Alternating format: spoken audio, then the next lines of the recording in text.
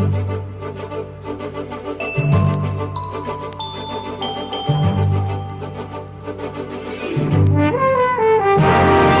back here on Jones and Company, speaking with the chairman of the Free National Movement, Mr. Darron Cash. And Mr. Cash, the government recently announced some statistics which shows a slight decrease in unemployment in the country, and showed that some 8,000 plus jobs were created, and then one minister said it was more than 8,000 jobs because he claimed that the 8,000 plus jobs that were created in New Providence and Grand Bahama, and the Department of Statistics only look at New Providence and Grand Bahama. So he says when you add Eleuthera and Exuma and Andros and other places such, you're talking about in excess of 10,000 jobs.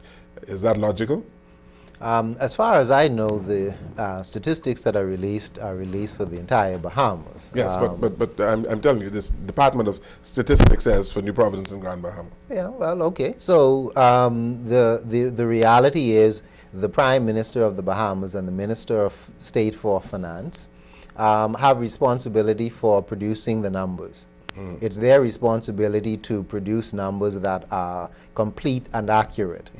And if the Deputy Prime Minister, in his zeal to become Prime Minister, wants to point out the extent to which there are doubts about the Prime Minister's numbers, it would seem to me that in the spirit of how we do government in this country, there's a way and a place for him to do that. But if he wants to take their private argument public, I leave that up to him.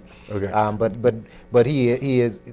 I obviously don't believe there's any integrity in what he is putting forward. But if I didn't mention the Deputy Prime Minister, you know, I said a minister. Yeah, but I mean, you missed the light point. The reality is it was him who did it. But he lost credibility with me when he said that in his ministry alone he created 10,000 jobs, and so at that point I dismissed him. But if the Department of Statistics wants to come back and say to the Bahamian people, we've revisited and our numbers are inaccurate, then I'll listen to them, because I think they generally are very dedicated professionals who try to do their job with integrity. But isn't it praiseworthy that that number of jobs have been created outside of the Bahama project? The 8,000? Yes. Yes, it is worth commendation to the members of the professional of the private sector who have been struggling in an anemic economy. It speaks to the fact that even though the things that the Christie government did when they came into office sought to put the brakes on the economy, that they didn't do too much damage. The brakes? How did they put the brakes on? Listen, well, first of all, they had their own version of stop, review, and cancel. It's the first time I'm hearing this, but let's go. Let's hear it. No. The reality is the first thing they did when they came in was started firing people. Like who? Throughout the public service, the people throughout the public service. I thought they were added to the public service. Government corporations. Like where? Like where, Mr. Cash? You look at the stories of people who were working for government who didn't have their contracts renewed. You look at the urban renewal people who were let go. Urban renewal? They added to urban renewal? So yes. Ultimately, they added their people to urban renewal. Yes, you're right about that. So yes. Ultimately, they fired the F&Ms and then ultimately hired their own people. I forgot that. And then the special contracts that were issued, again, from the Prime Minister's, what was initially $15 million, and then I lost track of what the slush fund went to. Yes, there's some suggestion that those created jobs as well. But the reality of what I'm emphasizing is that the private sector gets the responsibility and gets the praise for creating jobs in the midst of a difficult economy, and that's a good thing. Mr. Cash, if I remember correctly, you were opposed to the sale of BTC. Okay. Right? We relitigating BTC again? No. I want to ask you. Actually, I'm happy to talk about BTC. Do you think that you've had some vindication with the appointment of Mr. Williams as the general manager? No. The fact that BTC has been such a disappointing failure when Prime Minister Christie was in office is no satisfaction to me. A failure during the... Yes, the Prime Minister of this country was left with a corporation where he had the authority to appoint board members, and he failed to use the clout he had on the board to improve the quality of service within BTC. And so instead of complaining on the steps of the House of Parliament or the Churchill building, the Prime Minister was instead not using his authority to impose its will on BTC so that they can improve the quality of service. And but yes. What year are you talking about? I'm talking 2012 to 2014. Yeah, but Mr. Cash, your party sold BTC to Cable and Wireless. Yeah. And Cable and Wireless brought in their people. Yeah. And you couldn't make it work. The service went down. Yeah. And so how are you going to blame Mr. Christie for that? Mr. Christie was complaining about the service all along and said that, listen, we're going to get this 2% back and we're going to fix it. And so what they have done, they have put in place Mr. Leon Williams, who for many years had BTC at the highest profit BTC ever had, and we had phones, landlines that were working. Nice. We have landlines now that are not. Nice try, Mr. Jones. The BTC was sold in 2011 sometime. Okay. Right? All right. So they got started with some of their things towards the end of 2011, coming into 2012. So the crux of what has been happening with BTC has been happening since 2012 when Prime Minister Christie was in charge of. It's a private company. It's a company. It's a company where the majority of the shares were owned by private individuals. It is partially owned by the government of the Bahamas that has the ability to influence the direction of the corporation. Yeah, but Mr. Cash, you yourself criticized the then government, your government, for selling BTC and the way it was done. You did that. All right? And you were proven right.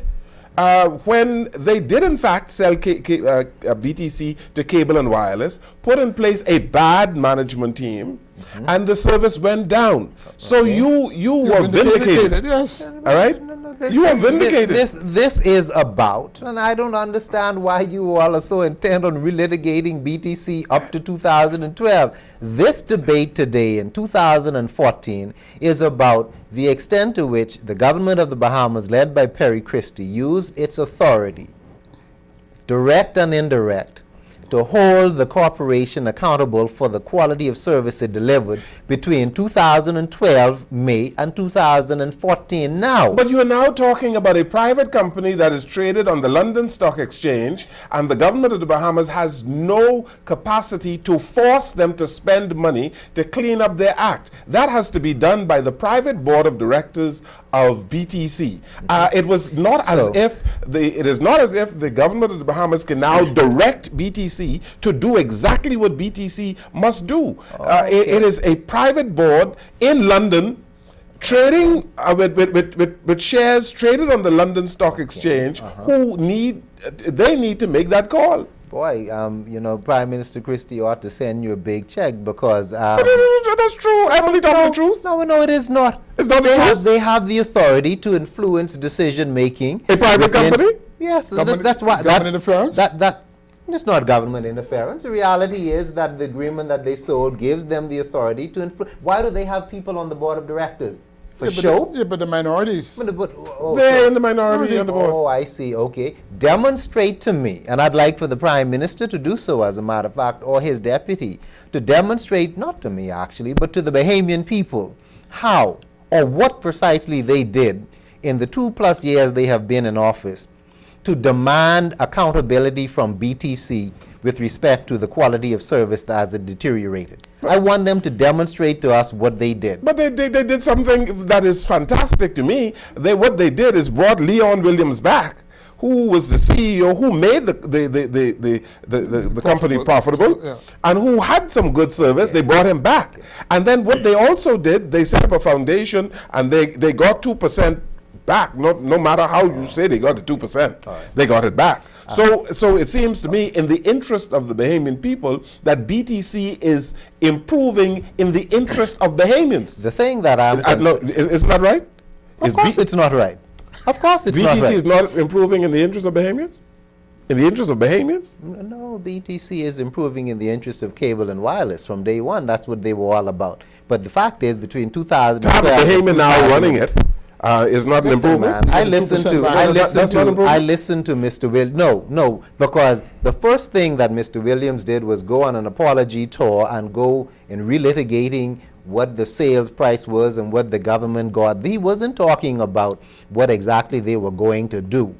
What he demonstrated was the extent to which they didn't make the kinds of investment that they needed to make, that Perry Christie allowed them not to make or let them get away with in the years that he was able to influence the course of policy on that board. Mr. Cash, that's reality. Mr. Cash, how can you sell your party in government sold a BTC for $210 million or whatever it was? Yeah. The people said that was a fire sale. They got away.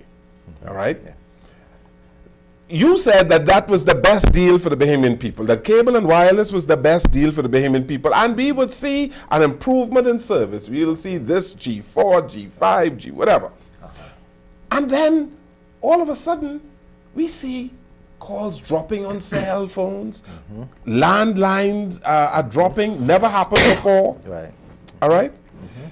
And then you now want to blame the succeeding government for that problem when you in fact sold cable BTC to cable and wireless, which people said that you should not have done in the first place, and you yourself said that they should not have done so. Let me make two important points. Firstly, now you can blame Christie. No. Firstly, let me make 3 points. Okay. If I accept the premise that you have outlined, then somebody ought to get fired. Oh my goodness, just what? The Bahamian people sent the F&M packing in 2012. Okay, so good. Someone was held accountable for what happened in BTC.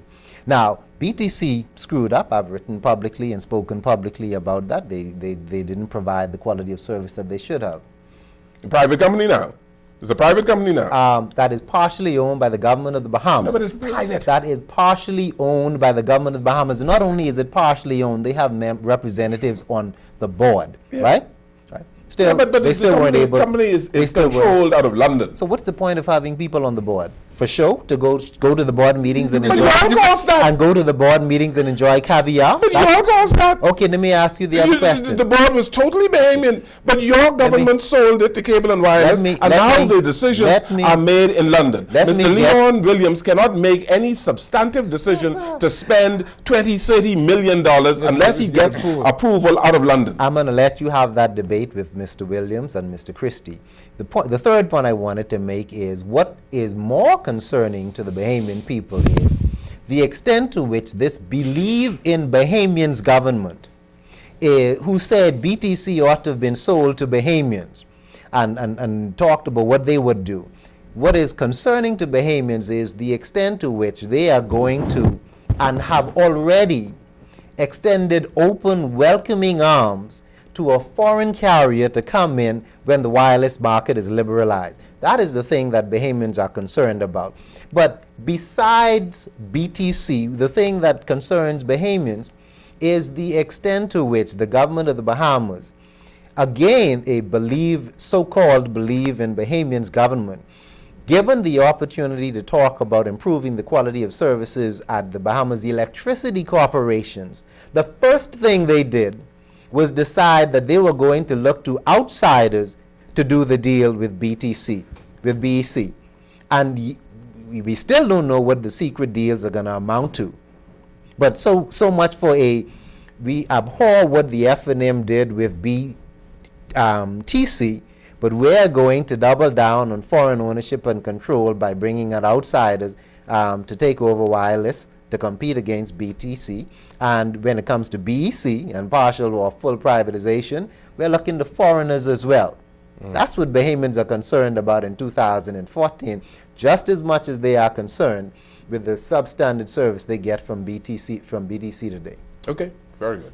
Let's take this break here. We are on Jones and Company, and Mr. Darron Cash, our guest. We'll come right back.